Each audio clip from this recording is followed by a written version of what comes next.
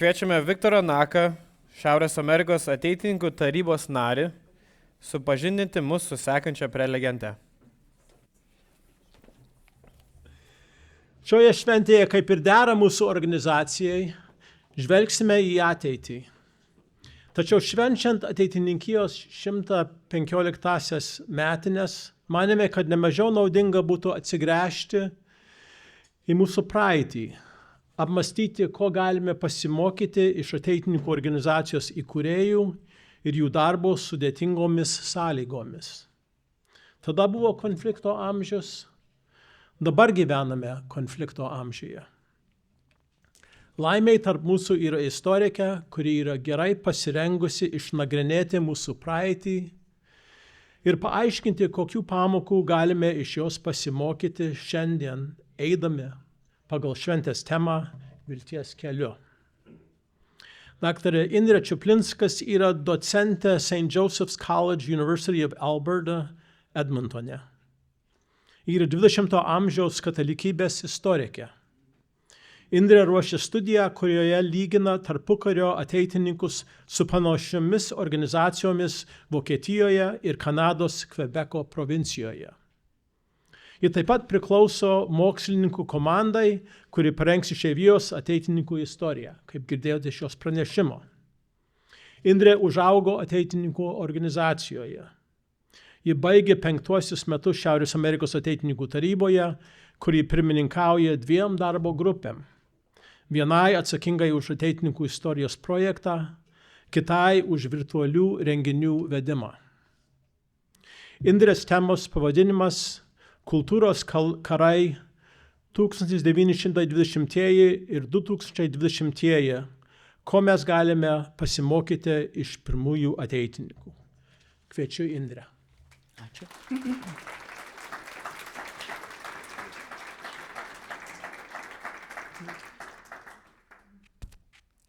Garbė Kristui.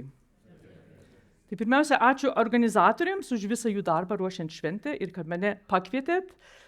Ir tuomis suteikėte progą rasti sąsajas tarp mano darbo kaip istorikė ir šiandieninių klausimų. Kaip Viktoras sakė, aš kalbėsiu apie kultūros karus ir paskui paaiškinsiu, kodėl aš nenoriu kalbėti apie kultūros karus. Bet vis vien, 1920-ieji, dabar 2020-ieji, ką galime išmokti iš pirmųjų ateitininkų. Tema išsivystė iš siūlymų iš organizatorių pusės ir paskui mano pačios reakcijas į jų pasiūlymus. Ir kodėl aš galvojau, gerai, tai prieisim klausimų, kas galvoja, kad šiomis dienomis išgyvename kultūros karus? Daug kas, kam patinka, kas džiaugiasi gyventi šitame įtampos laikotarpyje? Gal yra muštukų, aš nežinau, kai kurie žmonės mėgsta, kai yra, gerai. Aš esu vidurinis vaikas, kaip daugumas iš jūsų žinot, ir aš iš Kanados, tai aš nemėgstu konfliktų. Tai gal tas irgi nuspalvina mano visą prieimą prie temos. Taigi, kas aš esu? Truputėlį aš esu teologė ir istorikė. Jau Viktoras truputį paaiškino, ką darau. Tai čia tie paveiksliukai tų organizacijų, kurias aš šiuo metu lyginu ir tikiuosi netrukus baigti knygą apie tai. Ir aš šiandieną semsiuosi mano įžvalgų iš jų tyrimų. Ir dalinai, kai Viktoras pristatė temą, man pasidarė irgi aiškiau, kad aš noriu įdėti ateitininkus į dar platesnį kontekstą. Ne mes labai dažnai žiūrim į savo pasauliuką, tik žiūrim į savo pasauliuką, tai aš juos noriu dėti į daug didesnius rėmus.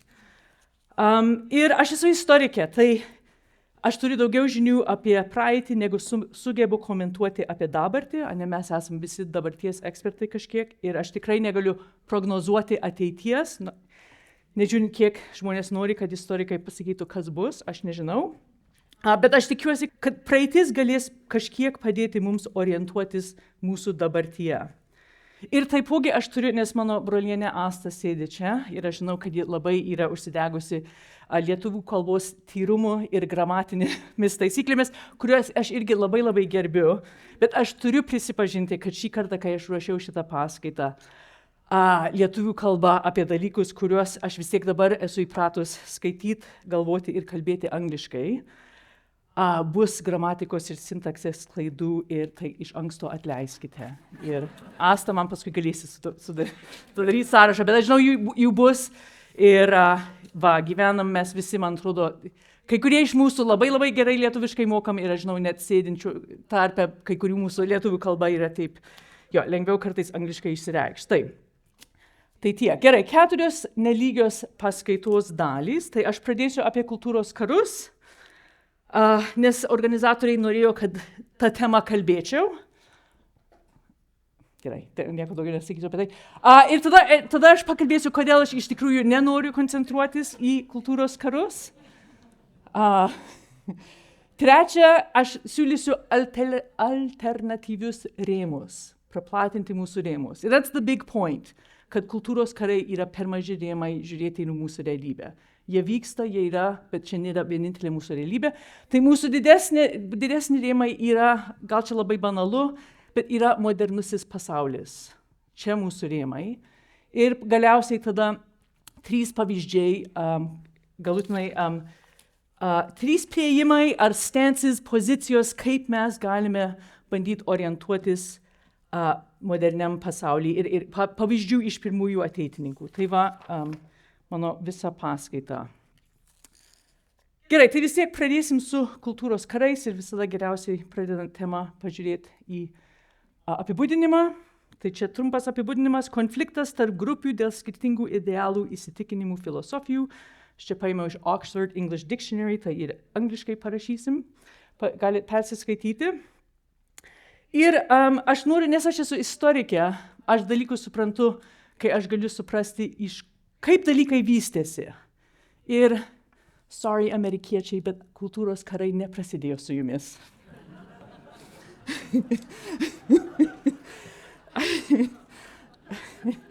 Gerai, paliksiu tiek. Gerai, tai aš istorikė, tai va, mes pat aptarsim, aš bandysiu gana greitai perbėgti, bet kultūros karai turi istoriją ir jie prasideda Vokietijoje. Tai aš noriu trumpai aptarti šitus 4 etapus kultūros karų, nes man bent atrodo, kai mes savo dabartį įdedam į didesnį kontekstą, mums yra gal lengviau suprasti savo dabartį, gal lengviau ją priimti ir bandyti naviguoti. Aš žinau, kad negalvojot, bet pradėsim su Bismarcku. Gerai, tai Vokietija. Pirmiausiai Vokietija. Vokietijoje pirmą kartą naudojamas terminas kultūros karai, Kulturkampf, vyksta 1871 iki 78 metų.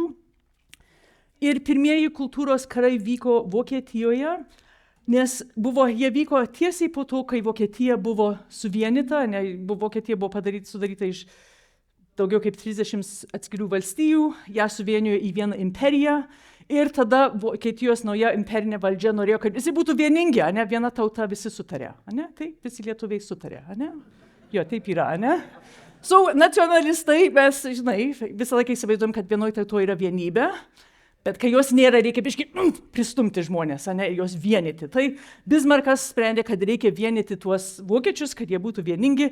Ir Vokietijoje yra dauguma protestantų, tai ką reikia biškį stumti į tautos pusę katalikus. Okay? Ir pirmieji kultūros karai vyko didelė dalim tarp valstybės ir bažnyčios. Gerai, tai čia turime paveiksliuką, sėdi Bismarckas su popiežiumi Piju IX, jie lošia šachmatais ir bando prieš vienas kitą laimėti šachmatų žaidimą. Taigi, pirmieji kultūros karai Vokietijos valdžia įveda įvairius įstatymus, per kuriuos bandys sumažinti katalikų įtaką ir kontrolę. Tai švietimo sferoje, santuokos sferoje, jie uždraudžia jezuitus, jų nėra tada. Reikalauja, kad jie galėtų pasisakyti, kas bus paskirtas kunigu ir taip toliau. Tai yra valstybė prieš bažnyčią ir tą labai aiškiai matome šitam satyriniam paveiksle. Porą žodžių apie tai, kaip katalikai buvo traktuojami Vokietijoje. Ir dabar čia yra paveiksliukas, jis anksčiau buvo 1848 metais nupieštas, bet jis pagauna tą, kaip visuomenė, kaip daug kas žiūrėjo į katalikų bažnyčią. Tai čia aš biškį parodysiu, čia yra karieta, čia karietoje yra parašyta morališka ir politinė pažanga. jo čia vyrai tempia tą karietą į priekį, o čia gale tupi lapė, akla lapė ir čia vaizduoja katalikų kunigą. Gerai, tai katalikybė, ypač kunigai buvo, vėl atsiprašau kunigams čia, bet jie buvo traktuojami kaip žiūrintis atgal į praeitį, atbuliniai ir akli. Ir dar lapės, tai žinai, dar slai. Jo, tai čia aiškiai rodoma, kad įsivaizduojama katalikų bažnyčia kaip atbulinė jėga. Ji tempia atgal į praeitį, ji yra prieš pažangą. Tai čia pirmieji kultūros karai. Antri, peršokam, dabar pajudam 50 metų į priekį, į tarpukario laikotarpį. Tai čia yra dabar tas laikotarpis, kuriame labai aiškiai klesti ateitininkija. Tai čia yra tas laikotarpis, tie karai, kuriuos išgyveno mūsų pirmieji ateitininkai. Tai irgi laikotarpis, kai labai aiškiai vyko pasaulėžiūrinės kovos. Ryškiausios kovos buvo tarp kairiųjų, tarp socialistų ir komunistų, ir dešiniųjų, nacionalistų ir fašistų. Ir taigi čia vėl vaizdelis, čia yra rinkimų kampanijos plakatas iš Belgijos 32 metais. Apačioj parašyta, su socializmu visada ateina komunizmas, balsuokite už katalikus. Tai irgi labai vaizdžiai mums parodo tas tuometinės įtampas. Ką irgi reikėtų pastebėti, yra, kad plakate, ir čia yra vienas aspektas kultūros karų, kad mes demonizuojame priešininkus. Tai šitie priešininkai yra socialistai ir komunistai, jie yra žmonės, bet jie biški atrodo velniški. Komunistas yra žmogžudys, jo čia yra, jis laiko peilį, laša kraujas.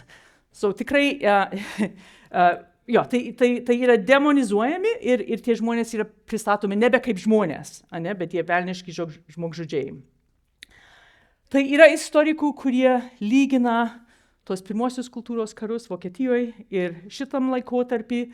Ir yra panašumų, bet tarpukario kultūros karai skaitėsi, bent šitie istorikai teigia, kad kovos buvo aršesnės. Ir nebebuvo tik valstybė prieš bažnyčią, bet plačiau buvo radikalesnės politinės grupės. Tai socialistai, komunistai prieš religiją truputį plačiau. Ir šitam laikotarpį irgi prasiplečia tos kovos, nes ir religinės grupės, ir komunistai, ir socialistai, pavyzdžiui, jie turi daug platesnius tinklus, networks, kurie eina už nacionalinių ribų.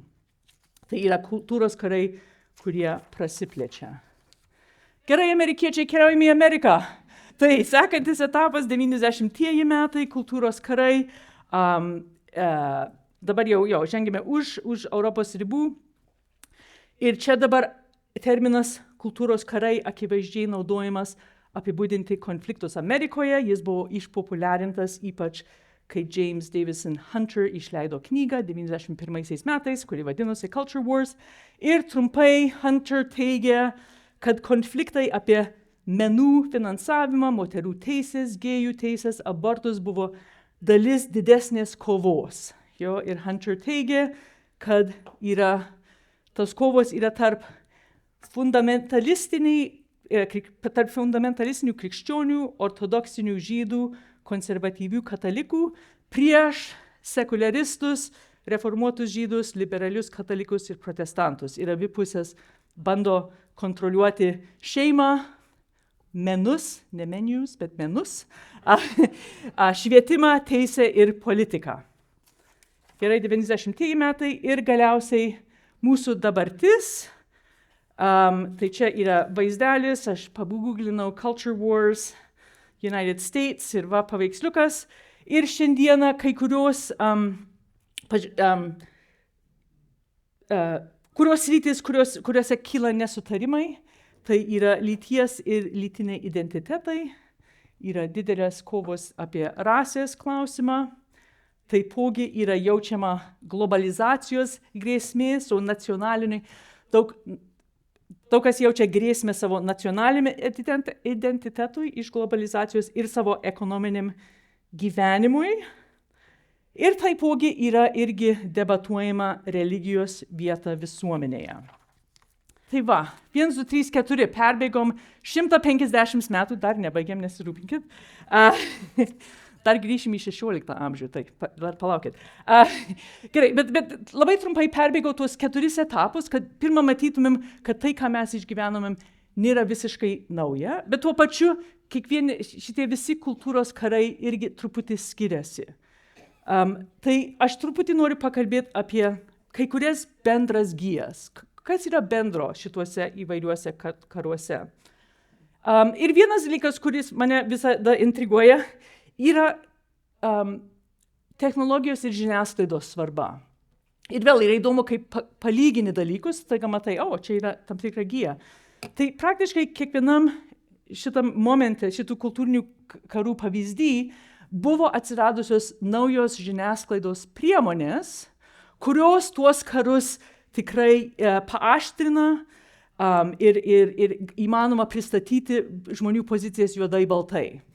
Tai 1870 metais kokia būtų nauja žiniasklaidos priemonė? Well, printing press 1400, so laikraščiai, jo, teisingai, jo, čia pasirodė laikraščiai, jo, laikraščiai. Jo, jie yra gana naujas dalykas ir staiga visi gali skaityti ir jie skaito, kas darosi jų kaime, bet irgi, žiūri, kas darosi kitur. Jo, tai abi pusės naudojo laikraščius šitoj Kulturkampf, jo, ir valdžia, ir katalikai ėmėsi irgi laikraščių. Gerai, 20 metai Europos, kokia būtų nauja žiniasklaidos priebė. Jo, labai gerai. Jo, radija, vėl kitas būdas prieiti prie žmonių. Naciai labai naudojosi radiją, skleisti savo pasaulėžiūrą. Gerai, sekantis toks, I had to fudge it a bit. Bet koks būtų sekantis po radijo, koks būtų didelis žiniasklaidos? Jo, televizija. Aš žinau, buvo televizija prieš 90-uosius metus. Bet šitie, trečias pavyzdys, tie kultūros karai irgi yra reakcija į pasikeitimus 60-70 metais. Hippie, sexual revolution, second wave feminism. Ir tuo metu tikrai televizija dar buvo gana naujas dalykas, tai aš galvoju, aš galiu televiziją įkišti čia. Gerai. Ir dabar be abejo šiandieną, jo, socialinės medijos ir Dievas žino, kas bus su dirbtiniu intelektu. Gerai. Tai tas man įdomu, kad yra kiekvieną kartą prisideda nauja technologija. Tai čia nėra tik tais idėjų karai, bet tai, kaip mes gyvename, kaip mes komunikuojam, tos konfliktus formuoja. Jo? Gerai, kokios kitos bendros gijos, ir čia toks gana tikrai labai bendrai, bet yra bendras toks tradicija prieš pažangą, įtampos.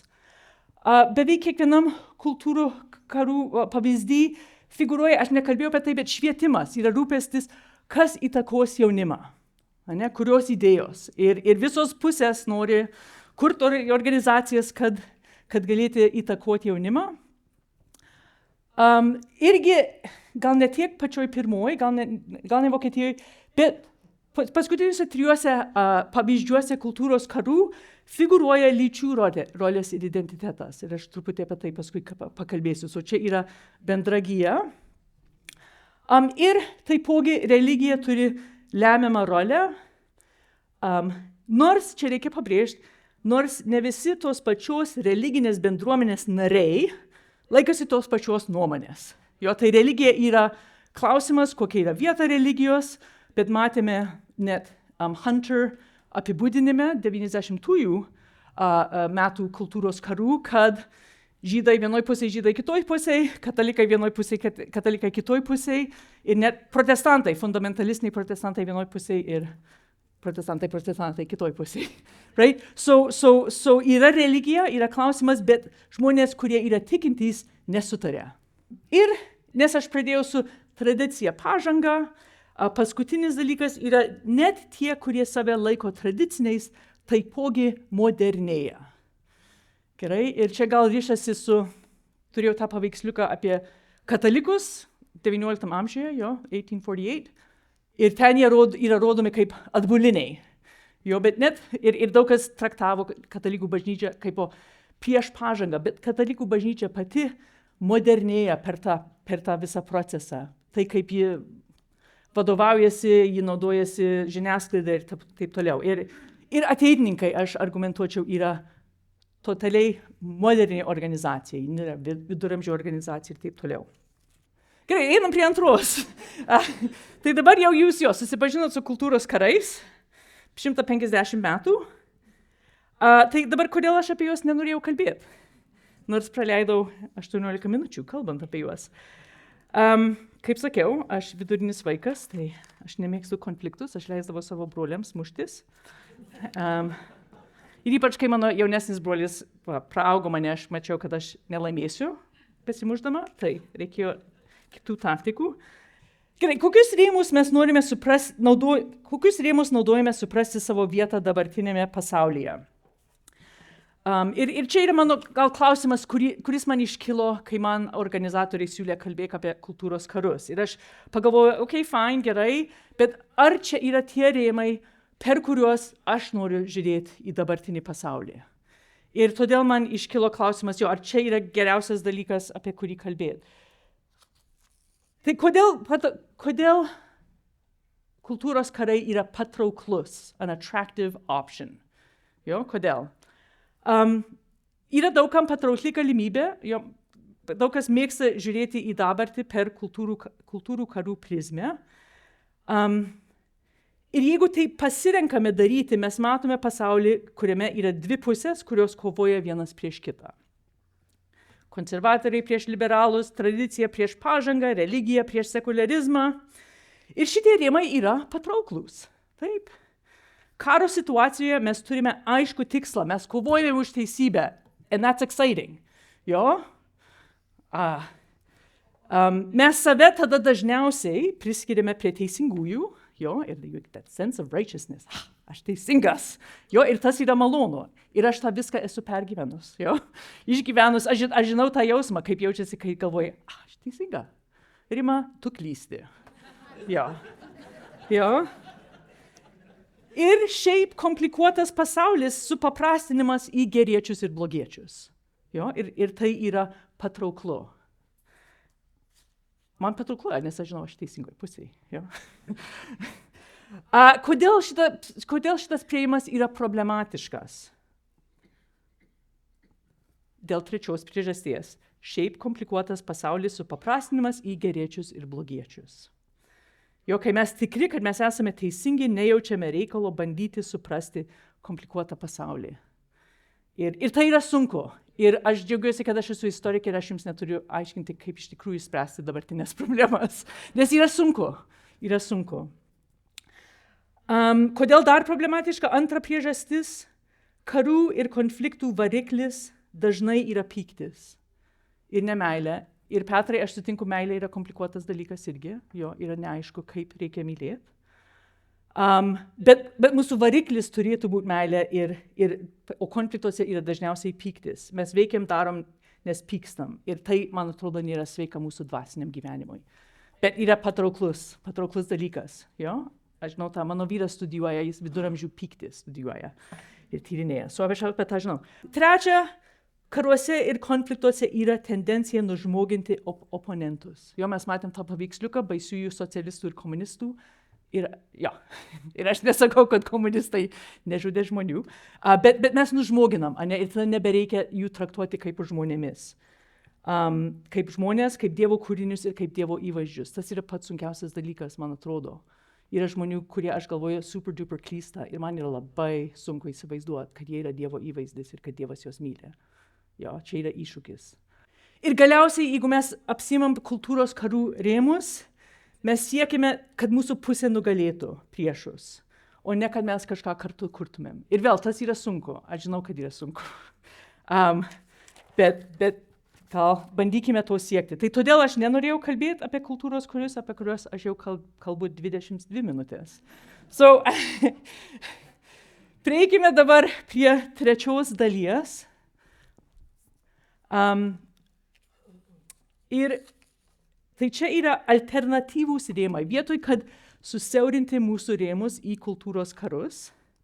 Ir aš nesakau, kad visą tą darė ir aš nesiūlau, kad organizatoriai galvoja, kad čia yra geriausi rėmai. Bet aš noriu kartu su istorikais, kurie tyrinėja kultūros karus, aš noriu žvelgti į kultūros karus kaip vieną ir labai tikrą, vieną aspektą didesnės realybės. Ir tai būtent modernaus pasaulio ir modernėjimo proceso. Tai aš dabar bandysiu per 7 minutės aptarti modernity. Kas yra modernus pasaulis? Ir tikėkit, yra labai daug kalbų apie šitą reikalą. Tai aš dabar pasiūlysiu vieną priėjimą, kuris paskui galėsit aptart, ar tai teisingas ar ne. Noriu pasiūlyti praplėsti mūsų žvilgsnį ir žvelgti į mūsų dabartį ne tik kaip konfliktų tarp dviejų pusių, nors tas yra, aš neneigiu, kad to nėra.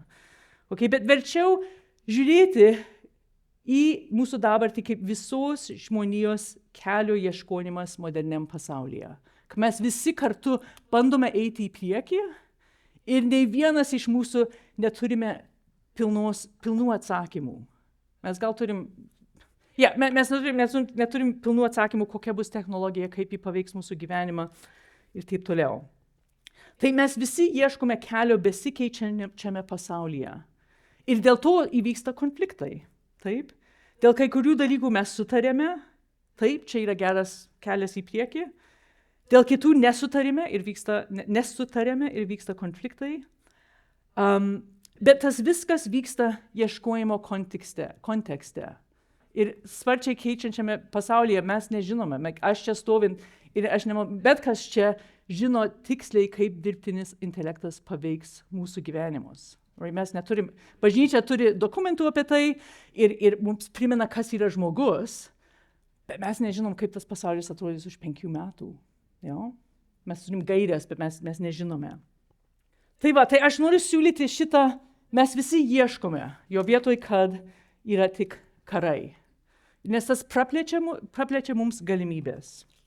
Tada, kokie yra 3 priėjimai prie šito modernaus pasaulio, prie šito ieškojimo. Ir aš siūlysiu 3 priėjimus. Ir vienas, tai sutarimas, kad su kai kuriais dalykais sutarėm, bus konfliktų ir karų. Ir kitur vyks darybos, negotiation, bus naujas dalykas ir mes turėsime šnekėtis ir sakyti, gal ne, taip, nelabai. Okay? Ir paskui aš pasidalinsiu 3 pavyzdžiais iš pirmųjų ateitininkų. Bet pirmiausiai, trumpai turime biškį pasiaiškinti, kas tas modernus pasaulis ir kokie yra jo bruožai. Ir besiruošiant, aš paprašiau Gemini AI, kad man padarytų paveiksliuką. Sakiau, people trying to find their way in the modern world. There you go. So, galėsime apie tai šnekėtis, man truputį niūru, yra tamsu ir nėra ne vieno augalėlio. Okay, bet čia kitas reikalas. Okay. Tai prieš apibūdinant modernųjį pasaulį, mes gyvename 2025, negalim pasirinkti, bet kas mieliau būtų gyvenęs kitam istoriniam laikotarpį? Ar yra tų, kurie būtų verčiau gyvenę Romos imperijoje? Okay. Pagonių Lietuvoje? Takers? Niekas. Aš galvoju, kad kažkas pakels ranką. Okay. Viduramžių Europoje? Nieka. Viena. Okay. O mano vyras studijuoja viduramžius ir aš jo klausiau, ar tu norėtum gyventi. Tada jis sakė, aš nenoriu gyventi laikotarpį, kada nebuvo anestezijos. So, just think about that. Šiaurės Amerikoje prieš europiečių pasirodymą. Visi labai, okay. Ir dar, kad Mugalų Indijoje. Mugal Indija? Ne? Nėra? Okay, jūs visi labai modernų žmonės, wow. Okay, įdomu. Gerai, tai varom pirmi, jūs amerikiečiai, taip. Amerika yra modernus kraštas, atsiprašau, porą ten kanadiečių yra, žinau. Gerai, tai dabar aš teiksiu, nes aš turiu tik kažkiek tai laiko, tai aš nusprendžiau pasakyti vieną dalyką apie iškelt vieną bruožą modernaus pasaulio. Ir dabar atsiprašau lietuvių kalbos purists. Gerai, aš iš anksto pasakiau, dabar jūs įsigasite, bet man atrodo, kad šitas yra tikras lietuviškas žodis, paimtas iš lotynų šaknų, žinai. Novatoriškumas. Visi kartu. Novatoriškumas. Gerai. Žodis novus, new. Novatoriškumas. Aš žinau, čia toks gal baisus žodis, bet teisybė pasakius, jis man pagavo viską, ką aš norėjau pasakyti. So, novatoriškumas, kas yra svarbu, naujoviškumas, right? Novelty yra dalis novatoriškumo. Inovacija, innovation, tas yra truputį skiriasi tik nuo novelty, right? Innovation, daryti dalykus naujais būdais. Ir su tuo visu ateina nuolatinė kaita.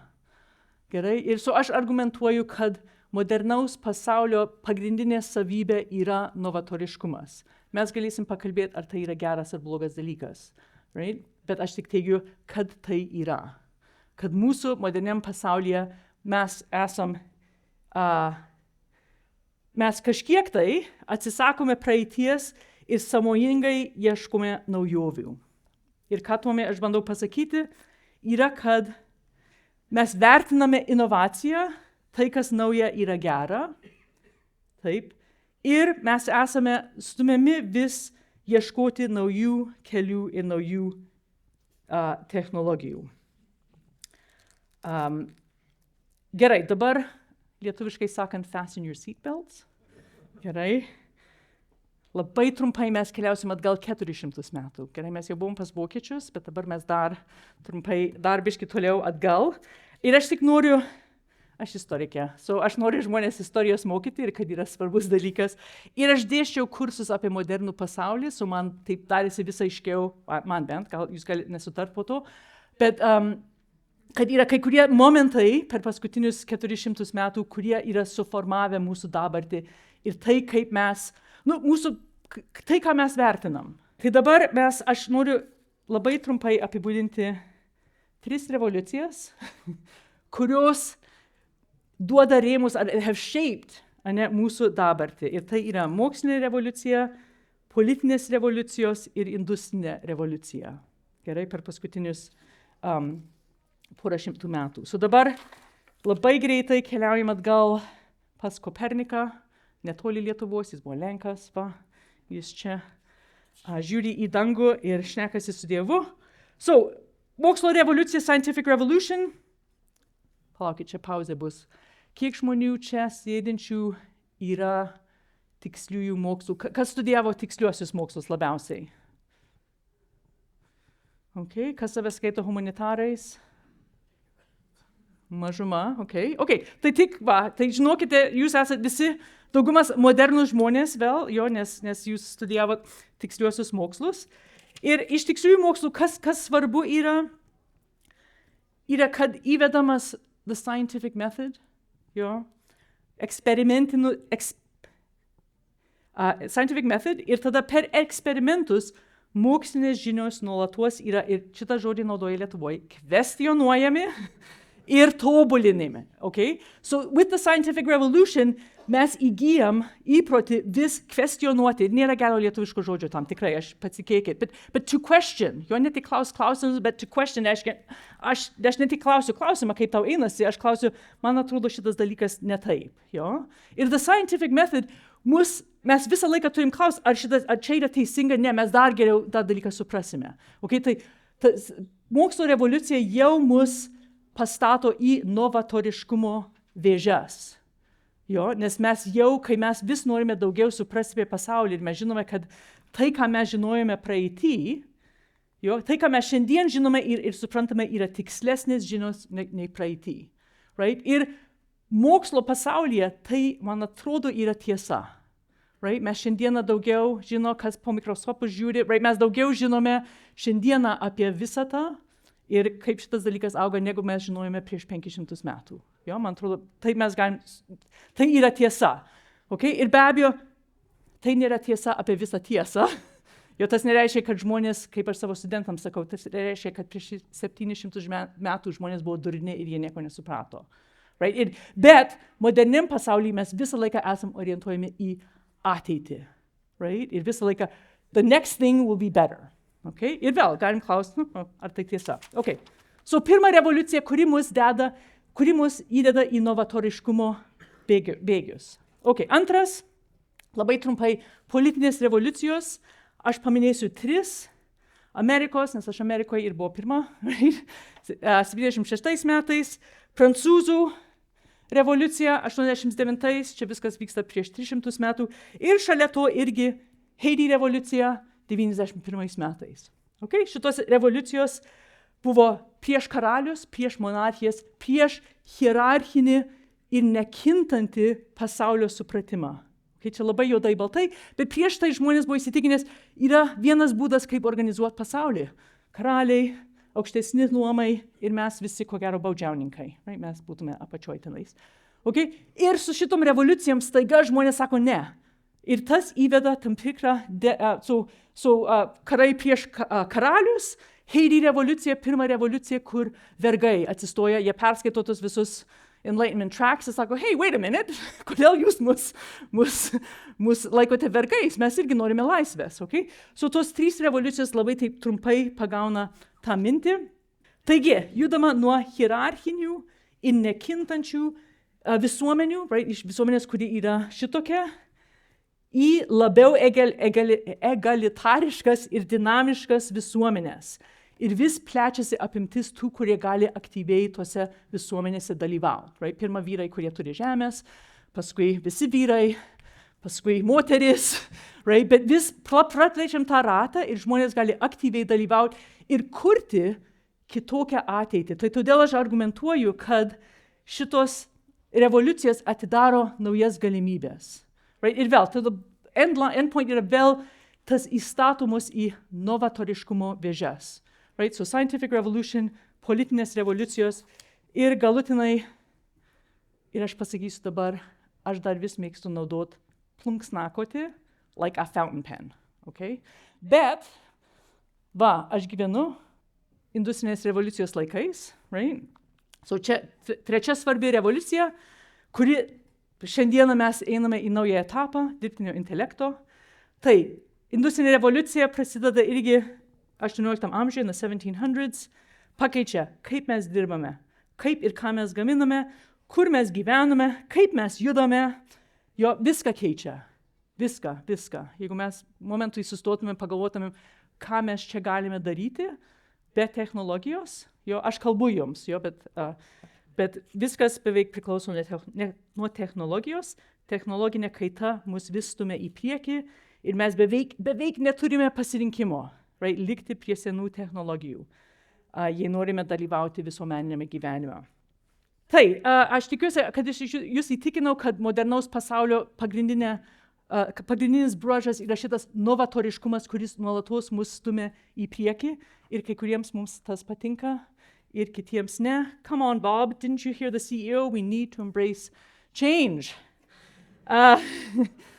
Gerai, tai vieni mes džiaugiamės, vieni mažiau laimingi, bet aš noriu argumentuoti, kad ta kaita ir tas novatoriškumas yra mūsų pagrindinis iššūkis ir todėl kyla konfliktai. Nes mes judame į priekį, mes esame stumiami į priekį ir mums vis kyla naujos problemos ir mes turim bandyti jas spręsti ir tada mes nesutarim, kaip jas spręsti. Ir taigi kultūros karai, pavyzdžiui, yra viena reakcija į tą kaitą. Tai tada klausimas yra, kaip mums reaguoti į nuolatinę ir vis greitėjančią kaitą. Ir yra dienų, kai aš tik noriu įlysti į urvą, aš prisipažinsiu, right? Atsirado dirbtinis intelektas ir aš turėsiu permastyti visiškai savo darbą, ką reiškia mokinti kitą žmogų ir kas yra svarbu. So aš, paklauskit mano brolio, ar aš esu early adopter, galėsit po to paklausti Vyto, tenais, kuris sėdi gale. Bet mes gyvename nuolatinės kaitos realybėj. Ir vėl mes galime prieiti prie to sutarimų, konfliktų ar derybomis. Galiausiai prieinam prie paskutinės dalies, ką galime išmokti iš pirmųjų ateitininkų. Ir aš dabar daug laiko praleidžiu su pirmųjų laikų ateitininkais. Jie buvo tikrai tarpukario metu organizacija, kuri kūrėsi ir navigavo modernaus pasaulio pasikeitimus prieš 100 metų. Ir tai buvo, jie turėjo irgi spręsti, kaip ir mes šiandien, kaip dalykus daryti. Ir vienas dalykas, ir aš gal šitą pakartosiu visai gale, bet kai aš tyrinėju tarpukario ateitininkus, kas man vienas dalykas, kuris tikrai iškyla, ir aš juos lyginu su 2 kitom organizacijom, tai tada tokie, žinai, kai lyginės, tai gal, žinai, ir apart to, kad jie labai mėgo dalykus protokoluoti. Tik žinokit, čia yra savybė ateitininkų, visi buvo mokinami, kaip protokoluoti, kas yra modernus dalykas. Bet šalia to, kas mane įdomu, yra, kad ji buvo tikrai įvairialypė organizacija. Okay? Ir jie įstengė, kaip ir katalikų bažnyčioj, rasti kažkokią vienybę, nežiūrint, kiek ji būna strained, right?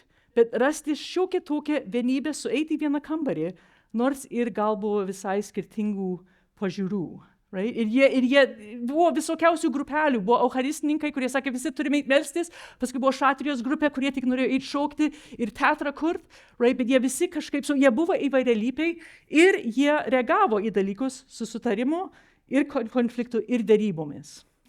Tai gal, žinot, jeigu nieko kito, pasilikim su mintim, kad ateitininkuose buvo įvairių nuomonių, nesutarimų, didesnėji nesutarė su jaunaisiais ir šitie dalykai vyko. Gerai, tai nebuvo vieninga organizacija. Šalkauskis porą kartų norėjo užtrenkti duris ir išeiti. Gerai, tai dabar prie keletą pavyzdžių iš ateitininkų istorijos. Ir aš tik vieną dalyką iš kiekvieną tokią laikyseną aptarsiu. Pirmas yra sutarimas, pirmas pradėsiu su sutarimu. Ir čia tema yra tikslieji mokslai. Okay? Tai jau žinome, kad čia truputį didesnė dauguma yra tiksliųjų mokslų žmonės ir truputį mažiau humanitarų. Ir jau pasiaiškinom, kad tikslieji mokslai ir mokslinis metodas, the scientific method, yra modernumo bruožas. Tikslieji mokslai yra modernus dalykas. Antra, kas svarbu suprasti, yra, kad 19 amžiaus gale ir 20 amžiaus pradžioj ir šiandieną, aš gyvenu Albertoj, kur dar daug kas negalvoja, kad dinosaurai egzistavo savo laikotarpyje.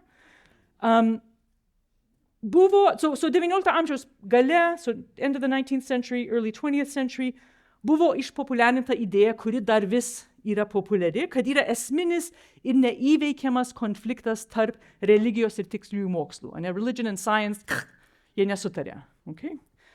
tą mintį skleisti padėjo, pavyzdžiui, čia Draper istorija 1874, History of the Conflict Between Religion and Science. Jo? Tai čia tokios knygos ir čia buvo populiari mintis, ji irgi buvo populiari Lietuvoje, socialistai ir taip toliau ir kiti puldavo katalikų bažnyčią, kad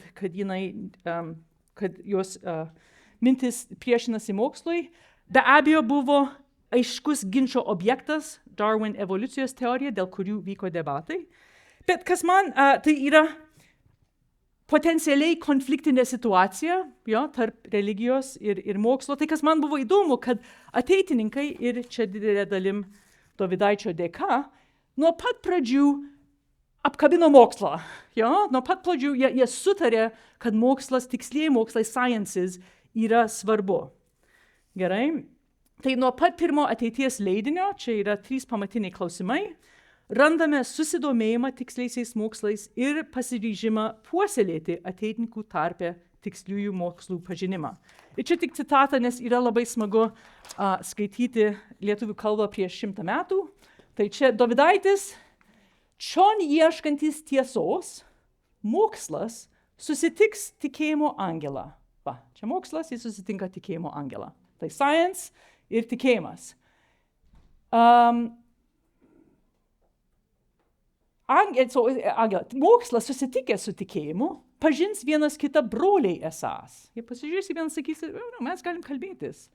Išvys abu esą vieno ir to paties Dievo sūnus, to paties Dievo, kuris sutvėrė pasaulį pirmiau, negu mes jį tyrinėti pradėjom. Dovydaičiui nuo papradžių religion science, no conflict. Right? Tie dalykai gali susiderinti ir toliau ateitininkai turėtų mokintis apie dalykus. Mes darysime kelionės po platų gamtos pasaulį, pradedant nuo stebuklinai sudarytos akytės, va čia akytė, lyg tolimiausių žvaigždžių. Va, čia žvaigždė. Gerai? Tai nuo pat pradžių skatinami ateitininkai domėtis tiksliaisiais mokslais ir jeigu mes pažiūrime į ateitį tais laikais, buvo daug visokių temų, faktiškų žinių pateikiamų ir kažkiek ateitininkai irgi ėmėsi polemiką, right? Ypač dėl evoliucijos ir šito viso karo tarp religijos ir mokslo, tai jie būdavo straipsniai, pavyzdžiui, ar modernių gamtos mokslų steigėjai ateistai ir jie argumentavo ne. Jo, ir paskui jie turėjo, aptardavo evoliucionizmą ir taip toliau ir gilinosi į tas problemas. Gerai, tai čia yra momentas, kur yra aiškiai modernus like a development, tikslieji mokslai ir ateitininkai nuo pat pradžių priema šitą modernų dalyką ir galvoja, mes to neturim atmesti. Gerai? Ir yra kaip tik tuo metu, like 1925 vyksta Scopes trial Amerikoje. Tik kad prisimintumėt kontekstą, vyksta dideli debatai, pavyzdžiui, dėl evoliucijos. Ir tai tik, kad mums čia gal yra savaime aiškus dalykas, ir katalikams turėtų būti savaime aiškus dalykas, bet ne visiems krikščionims. Right? Prieimas, kad tikslieji mokslai in sciences siekia tiesos ir jie randa tai, kas yra tikra. Gerai, antras, prieiname prie konflikto. Ir aš taip atsitraukiau ir pažiūrėjau, galvojau, koks yra didžiausias konfliktas, kurį patyrė ateitininkai tarpukaryje. Okay? Ir jis buvo Smetona, right? Buvo politinis. So čia irgi man buvo įdomu, kad taip buvo. Gerai, tai biški paaiškinsiu situaciją. Tai aštriausias konfliktas, kuris buvo mažiau idėjinis, tai tas man irgi buvo įdomus. Jis kažkiek idėjinis, bet ne super idėjinis. Ir patirtas ant gyvo kailio, tai buvo politinis konfliktas, tai labai trumpai 26 metais, birželio mėnesį, rinkimai Lietuvoje išrenkama kairiųjų valdžia. Dešinieji tuom nepatenkinti, gruodžio mėnesį, porą mėnesių po to įvyksta perversmas, coup, ir tautininkai, kuriuos rėmė krikščionys demokratai ir ateitininkai, tame tarpe, remia šitą perversmą. Čia ne aš, ne. Ir tada Antanas Smetona ir tautininkai įveda autoritarinį režimą. Toliau tada paleidžiamas Seimas, uždraudžiamos kitos politinės partijos, sustiprintos prezidento galios ir padidėja cenzūra. Ir tame tarpe tada ateitininkai, kaip jie tą patiria, gal didžiausias dalykas, kad ateitininkai veikla yra uždraudžiama mokyklose švietimo ministerijos įsakymu 30 metais.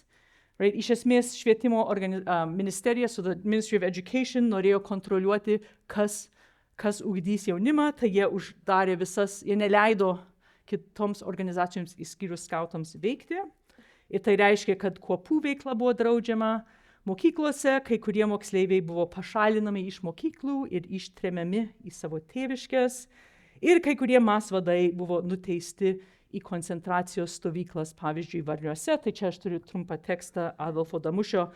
Jis rašo aplinkraštį, jis tuo metu vadovavo MAS ir jis rašo, esu vežamas į Varnius. Gerai, tai jis vežamas į koncentracijos stovyklą. Kas man įdomu apie šitą konfliktą iš visų politinių pakraipų tarpukario Lietuvoje, ateitininkai iš tikrųjų su tautininkais turėjo daug ko bendro. Right? Jie iškėlė tautą, tautos svarbą. Tautininkai nebuvo visiškai nusistatę prieš religiją, jie norėjo biškai apkarpyti sparnelius, bet jie nebuvo kaip komunistai. Right? Jų konfliktas nebuvo su tais, kurie būtų ideologiniai jų didžiausiai priešai. Tai tas įdomu ir gal, aš buvau paskui netikra, ką čia pasimokyti, bet gal tai, kad konfliktai gali iškilti ne tik su tais, su kuriais mes ideologiniai nesutampam, bet gali iškilti dėl proceso ir rule of law. Right? Galutinai čia vyko konfliktas, nes įėjo režimas, kuris buvo autoritarinis ir ateitininkai nebeturėjo laisvės veikti, nors jie ideologiniai buvo gana artimi. Vyksta kovos dėl idėjų, bet irgi dėl procesų. Rule of law, tokie dalykai. Okay. Paskutinis dėrybos.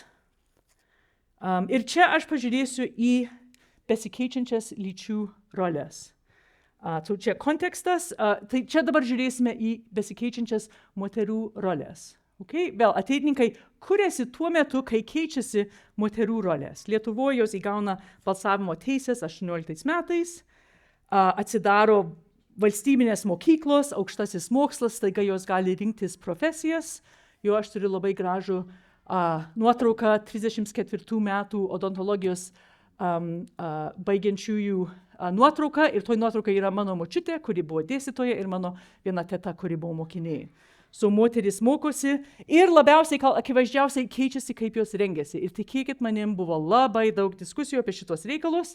21 metais moteris, kurios buvo Seimo atstovės, jos taip rengiasi, ilgi plaukai, ilgi sijonai, ir staiga 28 metais moteris trumpi plaukai, trumpas sijonas, ir net čia yra kontroversinė bronza Jono Zikaro, nes jis čia vaizduoja Mariją. With a booby cup ir trumpus sijono. Anyways, tas irgi buvo debatų. Gerai. Tai tik trumpai dalykai keičiasi, kyla labai daug klausimų. Ateitininkai įdomu yra, ir čia jie kartu visi keliauja, studentai, jie buvo mišri organizacija nuo pat pradžių, kas buvo išimtis katalikų pasaulyje ir net kitose jaunimo organizacijose nekatalikiškose. Čia jau tas faktas yra įdomus. Ir tai prasidėjo, man atrodo, jie nelabai permastė reikalą, tik buvo. Staiga tik yra vyriukai, merginos, off we go. Gerai. Ir tarpukario metu kyla visokių klausimų. Pirmiausiai, kas yra moderni inteligentė? Gerai, moteris eina į mokslus, taip toliau. Dėl ko? Ką tas reiškia? Kuo jos turi būti? Švietimo labai aršus debatai dėl koedukacijos, ar vyrukai ir merginos turėtų mokintis kartu, ar ne. Paskui pašaukimas. Koks yra moters pašaukimas? Šeima, profesija. Kokia yra vieta pačioje organizacijoje? Buvo kalbų, reikia 2 organizacijų, berniukų ir merginų. Ar kartu kuopos turėtų veikti, ar ne? Okay? Dabar aš neryšiu, bet čia buvo aštrus debatai ir nebuvo sutarimo. Vieni vienaip galvoja, kiti kitaip. Tai aš trumpai pristatysiu vieno žmogaus nuomonę, su kuria ne visi sutarė. Okay? Ir tas žmogus buvo Stasys Šalkauskis. Ups, kur jis yra? Gerai, Stasys. Ir įdomu, kad vadai, kurie visi buvo vyrai, bandė pateikti vieną atsakymą ir kryptį visai organizacijai, kurios ne visi laikėsi. Taip, mano pavyzdys, Stasys Šalkauskis, ir jis bandė į moterų rolės klausimą labai aiškiai atsakyti, kad moterų pašaukimas yra namai ir šeima. Gerai? Ir aš suteiksiu čia kontroversinę tezę, kad Stasys Šalkauskis įvedė šeiminiškumo principą, kad argumentuot, kad moteris turėtų likti šeimoje. Man taip atrodo. Okay. 25 metais Stasys surašo 6 principus: patriotizmas, katalikiškumas, inteligentiškumas, veiklumas, prisideda prie visuomeniškumo. 27 metais šitie buvo priimti Palangos konferencijoje, tai tas pats daugmaž, katalikiškumas, vėl inteligentiškumas, visuomeniškumas, veiklumas išskiriami, ir jis prideda šeiminiškumą. Ir 27 metais vyksta aršios diskusijos dėl koedukacijos ir dėl tokių dalykų. Jis šitą dalyką įveda karštų momentų. Ir trumpai, aš tik pažiūrėsiu, nes jau reikia eiti į galą čia, pažiūrėsiu į jų vieną dalį apibūdinimo tų šeiminiškumo principo. Ir jeigu pažiūrėt į visus ateitiniškumo principus ir kaip jūs apibūdina, čia yra vienintelis paragrafas, kur yra kreipiamasi į ateitininkes. Visur kitur yra ateitininkai ir tuomi, man atrodo, jie apie visus galvoja, bet staiga, kai skaitai tuo, moteris, čia yra jums. Okay? Ir čia yra, ką Stasys Šalkauskis rašo. Ateitininkai privalo pažinti moters idealą, inteligentiškos krikščioniškosios šeimynos šviesoje, ir ryždamas įstoti į šeiminį gyvenimą turi pasiruošti prie jo kaip prie pagrindinės savo profesijos, turinčios sprendžiamosios reikšmės visuomenės ir tautos gyvenime. Stasys Šalkauskis pakelia šeimą, Nes anksčiau buvo, kas buvo svarba? Tauta, visuomenė, tuose kituose pirmuose principuose, dabar jis prideda šeimą ir tas visai gerai, aš neargumentuoju prieš tai, bet tada jis sako visoms moterims, jūs prisidėsit prie tautos ir visuomeniškumo per šeimą. Gerai?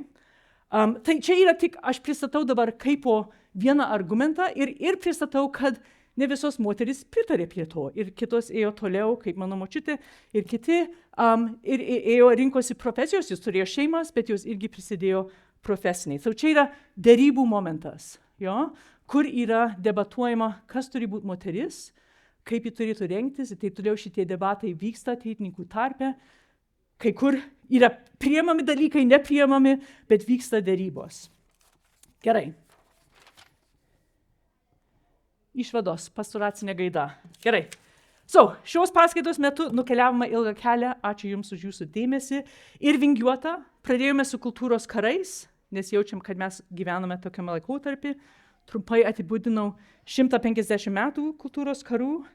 Tada paaiškinau, kodėl aš nenoriu apie juos kalbėti. Tada aš Jums pristačiau modernus pasaulis kaip rėmai, kuriuose mes gyvenam, ir kad į tą modernų pasaulį novatoriškumas mes esam stumiami į priekį, ir tame stumime mes turime spręsti, ar mes priimam kažką, ar mes konfliktą randam, ar mes žiūrime, ar mes galime derintis. Ir tada 3 labai trumpi pavyzdėliai, kaip ateitininkai vienu momentu priima dalykus, tikslieji mokslai taip, konfliktas vyksta mažiau idėjiniai plotmei, bet daugiau politiniai, ir derybos, keičiančios lyčių rolės, ir ten vyksta derybos, kas yra ta moteris, kokia ji turėtų būti. Ir galiausiai vėl noriu pabrėžti tai, kad ateitininkuose buvo įvairių nuomonių, ir paskutinis yra, kad mano įsitikinimu mes kaip žmonija, mes keliaujame kartu, we're in this together, ir jeigu mes tik šitaip bandysime spręsti dalykus, konfliktas neturi būti mūsų pagrindinis rėmas. Aš neneigiu, kad jis yra, bet tai neturi būti mūsų pagrindinis rėmas. Ačiū.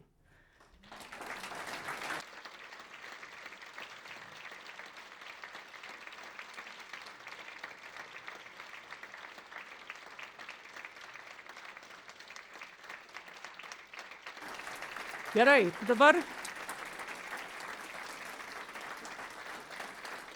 Okay. Tai dabar klausimų, dabar gali man pasakyti, kaip aš klystu. ir sakykit, aš ėjau.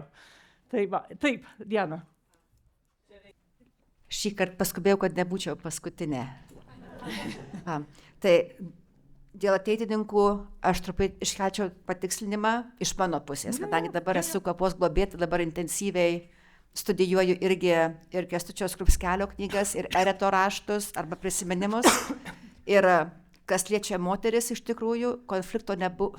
Aš dabar sakyčiau, Šalkauskis taip, jisai buvo konservatyvus, bet jisai atvažiavo iš Šveicarijos į Lietuvą po studijų, ir Dovydaitis sakė, atvažiuos toksai labai puikus šaunus vyrukas dėstyti universitete, būk atsargus ir nesikišk, nes panelės visos jį myli. Ir mes turim Salomėją Nėrį, kuri tikrai buvo viena iš jo tų sužavėtų gėlyčių, ir dar daugiau jų buvo, ir jisai atvežė šokius, jis atvežė valsą į Lietuvą. Jisai atvežė moters sampratą. Jo, jis atvežė tango ir taip, jis atvežė, nežinau šito, jis atvežė į Lietuvą, nebūdamas lietuvis, jisai tapo teitininku, ir jisai sakė, jis atvežė šveicarišką organizacijos parodymą, kad mes turime būti modernus, žiūrėti į ateitį, naudoti kriticizmą, ir taip pat, kad mes turime modernėti, ir moteris turi vietą savo pasaulyje. Ir Šalkauskis, kadangi Dovydaitis buvo toksai, kaip sakyti, pufa zone, buvo toksai, kaip atmuša abudu konfliktus, sako, Šalkauskui tu nusiramink, o Eretai truputėlį irgi su modernumu prisakė lietuviškos kaimo nuomonės. Ir jisai buvo labai didelis šviesulys Eretas ateitininkijos gyvenime. Antras dalykas, kad karai tarp Smetonos tautininkų ir ateitininkų prasidėjo dėka arkivyskupo Skvirecko, kur prasidėjo pirmas, kur buvo uždrausta Rerum Novarum idėja, socialinė enciklikos pagrindų. Bažnyčia buvo sekantis popiežius, pasakė, mes turime sumažinti šitą Rerum Novarum, nes per daug yra sociali, ir Lietuvos kunigai, kadangi buvo įkurta popiežiaus prašymų moralinės dorovinės komitetas, taip pat jis buvo įkurtas Lietuvoje ir Skvireckas pasakė, mes turim tą uždrausti, kad per daug netume socializmą. Tai čia prasidėjo pirmasis konfliktas su ateitininkais. Čia mano žinios dabar. Gerai, ir aš čia labai trumpai, ir tų konfliktų, ačiū labai, kad praplėtėt, bet ir tik matyt, kad buvo 3 skirtingi labai personalijos, net Šalkauskis ir Eretas ir Dovydaitis, ir kad tie debatai, ne kad, bet kad vyko, kad vis tiek buvo debatuojama, nebuvo tik savaime aišku, kas ta moteris turėtų būti. Buvo vis naujos idėjos. Bet ačiū, labai Diana, Ačiū Jums. Jūsų tas žodis kvestionuoti priminė anekdotą vieną, iš tikrųjų pagristas tikrų faktų. Prieš maždaug 35 metus vienoj parapijoje nuėmė lietuvį kunigą, pastatė Lenką.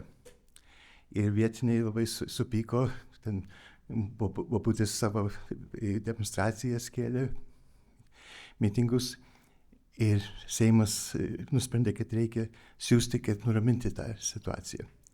Nusiuntė Mečį Laurinkų ir Romualdą Ozolą. Ozolas atsistojo prie tribūnos ir sako, mes postuluojame, o jūs vis kvestionuojate.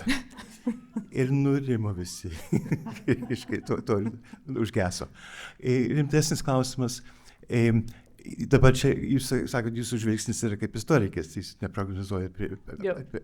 Bet jeigu taip žiūrint, sakykime, kaip apibrėžtumėt, kas modernu, kas yra modernizmas, kas 10 metų nuo jūsų 80 iki dabarties. Kiek iš tų dalykų traktuotumėt, kad vis dėlto paaiškėjo, kad yra teigiami, o ne neigiami. Ir čia aš vedu, bet čia ne jums atsikait, sako, mes nežinome. Bet labai daug kas rūpinasi, kad AI gali ne tik tai būti blogis, bet gali tiesiog žmonijas sunaikinti. Ar iš praeities yra pavyzdžių, kurie tokį rimtą neigiamą poveikį turėjo? Kas tuo metu atrodė kaip modernizmas, o jau po 20... Fašizmas. Rimtai, tas yra modernus fenomenas ir aš dabar kaip tik lėktuvų, kai aš keliavau, aš biskį skaičiau tenais apie krikdemus ir kovas tarpukario Lietuvoje ir kad 30 metais tarėsi patrauklu galvot apie organinę valstybę ir kad visi turi būti, ir Maceina apie tokius dalykus rašė ir tada matom, kad toks ekstremalus dalykas. Ir modernus fenomenas, gerai, aš pasakysiu, kaip modernus fenomenas, kuris yra, vėl, prašymas yra nacionalizmas. Tas yra, aš matau gerų pusių ir blogų pusių tame fenomene. Ir jis yra, aš argumentuočiau, nacionalizmas yra modernus dalykas. Mano amžinatilsį dėdė Juozas Girnius traktavo kaip skirtingus dalykus tautiškumą ir nacionalizmą. Nors kalbininkai sako, čia sinonimai, vienas ir tas pats. Bet reiškia, tautiškumas yra daug švelnesnis dalykas negu nacionalizmas ir nebando iškelti tautos viršun kitų ir nesmūgdant kitų. Dalykas, su kuriuo reikia labai atsargiai. Aš tik sakyčiau, tai būtų fenomenas, su kuriuo reikia atsargiai elgtis. Gerai, tai su to AI irgi reikia tada atsargiai. Žinai ką, bus diskusijos kitoj sesijoje. Aš nesidžiaugiu, bet aš nesu early adopter ir aš nemėgstu vis naujos technologijos. Tai aš gal nesu geriausias žmogus, kurio klausti. Ir vėl yra dalykas, kur bus pozityvių dalykų, ypač tiksliuosiuose moksluose, ko gero, kad mes galėsim ištirti visokių dalykų, bet humanitariuose moksluose man kyla labai daug klaustukų dėl to. Bet čia aš nesu ekspertė, tai mano nuomonė yra tokia tik, žinai, gali kiekvieno žmogaus paklausti. Nei vienas iš mūsų nesame ekspertai. Tai ir su technologija bendrai reikia baigti.